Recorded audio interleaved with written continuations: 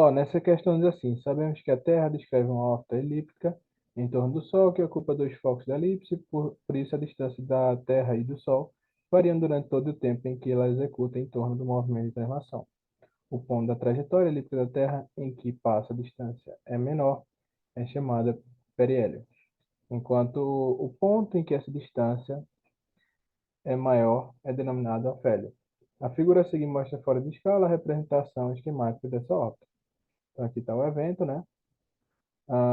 Nessa figura, o ângulo assinalado de medida x tem vértice sobre o Sol.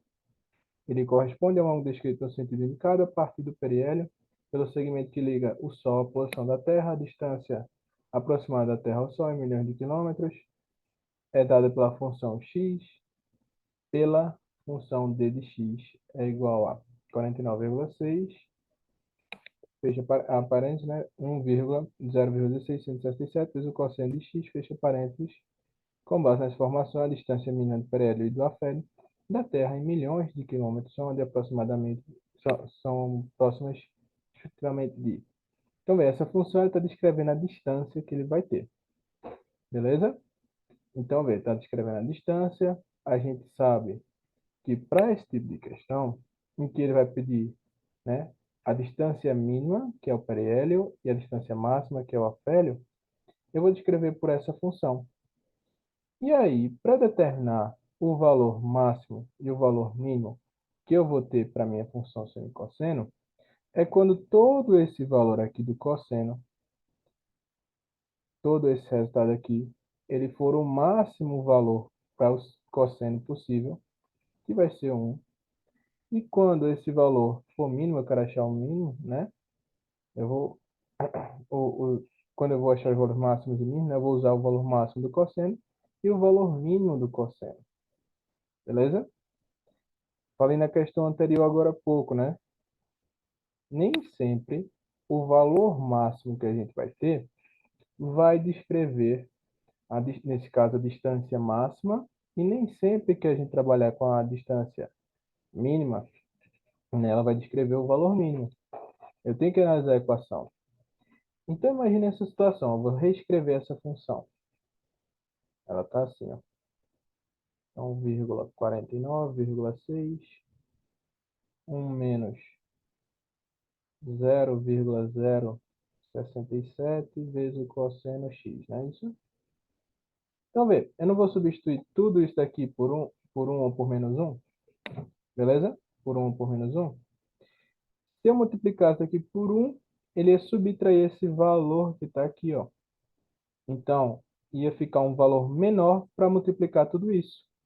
Agora, se ele fosse mínimo, por causa do sinal, né, menos 1, aqui ia ficar mais e aqui dentro ia ficar um valor maior. E quando ele multiplicasse esse valor, ia gerar um resultado maior. Então, com essas condições, o que que ia acontecer? A gente, quando usasse o cosseno máximo, a gente ia ter o valor mínimo. E quando a gente usasse o cosseno mínimo, ia ter o valor máximo. Beleza? Lucas, fiquei com dúvida.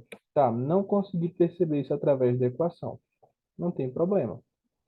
Faço os dois cálculos, faço usando tanto o máximo quanto o mínimo, né? Então, o cosseno máximo é 1, o cosseno mínimo vai ser menos 1.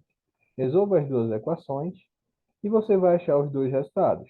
Achando esses dois resultados, você vai interpretar o que foi maior e o que foi menor. Beleza? Então, ó, quando esse cosseno todo for 1, o que é que vai acontecer? Então, vai ficar d de x vai ser igual a 1,40, opa, 1,49, nada, 49, 149,6, aqui vai ficar 1, e aqui vai ficar menos 0,016, 16 não, 0,0567, vezes o cosseno de x, que a gente disse que tudo isso daqui, a gente tá vendo o máximo, né? Quando o cosseno for máximo, eu vou colocar 1. E agora vai ser só conta, ó. Vou jogar aqui dentro, ó. Então, quando eu resolver isso aqui, né? Vai ficar 1 menos 0,0167. Isso daqui vai ficar, ó, tudo isso daqui, escrevendo, né, aqui essa parte. Tudo isso aqui no parênteses deu 0,9833, beleza? Isso daqui vezes 149,6.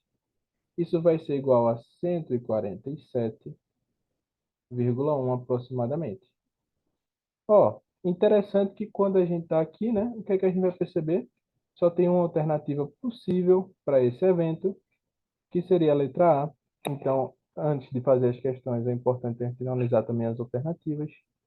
E aí eu não precisaria fazer outra conta se fosse numa prova, porque eu já teria o gabarito com a descobrindo só uma parte dela, tá bom?